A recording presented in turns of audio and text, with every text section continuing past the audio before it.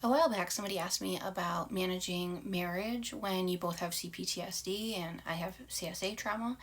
And so I've just kind of kept that in my back pocket and keep thinking about different things that I think make things work for us. And I wanted to talk about how helpful it can be to recognize transference and projection, and what the difference is between them.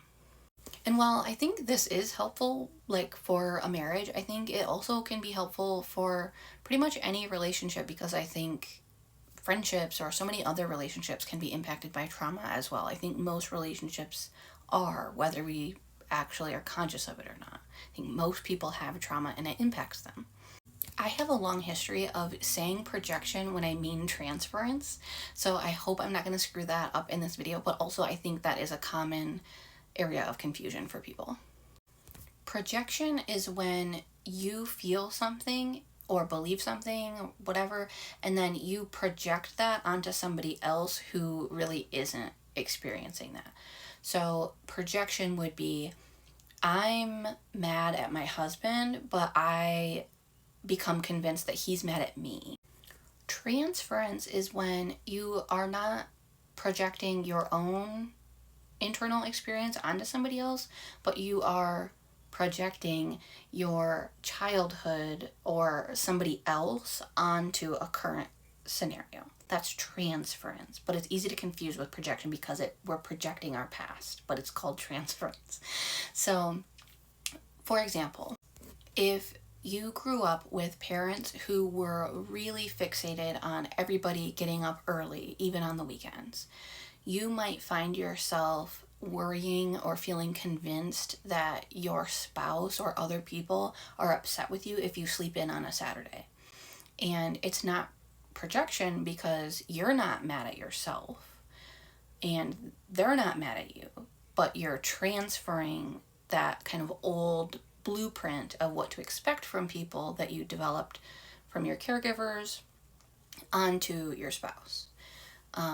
And transference usually gets brought up in the context of therapy, but my understanding is that when somebody has transference with their therapist, they usually are having that transference with other people as well. The old kind of therapy where they're like a total blank slate, a lot of that is based around figuring out what you would transfer onto somebody who is a completely neutral person, and then to work with that because that's the trauma that's going to be impacting all the rest of your life if you're transferring it onto your therapist. But that also means you're going to be transferring it onto other people as well. It's not necessarily that you transfer equally to all people. Like you might have some transference that is specific to like authority figures, for example, or you could have transference that is like gender specific or things like that. But the idea of transference that somebody would have with a therapist is that that's going to be a pattern in their life. That's not going to be unique to the therapy relationship. So, for example, if somebody is in therapy and they feel like they have to impress their therapist or they have to be the best client, they have to heal really quickly, or they worry that they're burdening their therapist or they think their therapist is judging them, those kinds of things often are transference. But what's really tricky about it is that it can feel very, very real. And I remember reading something about how part of how it works is somebody can be truly, completely neutral, and you will be convinced that they are sad or mad or whatever it is that you're transferring. And so while it's not the same thing as having a break in reality in terms of like psychosis or like a true delusion or hallucination, it is a skewed perception of reality in a subtle way, but it feels very convincing to you because this is a pattern that you have experienced usually in childhood, usually with your parents. But so it's very, very easy to have this feeling of like, no, I am not seeing this incorrectly. I am not experiencing transference. This is an accurate perception of this. I have experienced this before. I know what this looks like. But so one of the things that we do in my marriage, where we're both having healing journeys, is we become so much more aware of our transference and how that shows up. And that helps us individually to see our own stuff, but it also can help understand what the other person is going through.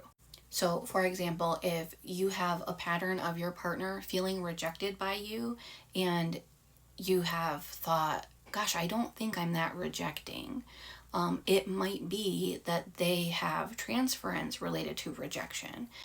And if you've always worried or wondered if it was you or why you're coming off to them as being so rejecting, even though you don't think you are, if he can gain that understanding that this is transference on his side, then it makes it easier for both of you. Like, you can still try to support him through that rejection, but it can just feel less personal, and less like emotionally charged if you gain awareness as to where that perception is coming into your relationship at. Even if somebody is experiencing transference, and so then their perception of reality was slightly skewed, of like the actual exact facts of something, it doesn't change their emotional experience at all. And so we can validate the emotional experience, even when it is transference related. Validating somebody's emotions that they experience from transference doesn't mean that you're claiming they're not having transference or that their perception of reality is 100% perfect. At the same time, it does kind of require that both people within the relationship are to a healed enough place that they're able to be open to all of this, and to not just pointing out the other person's transference, and is willing to try to see their own and take responsibility for their own as well.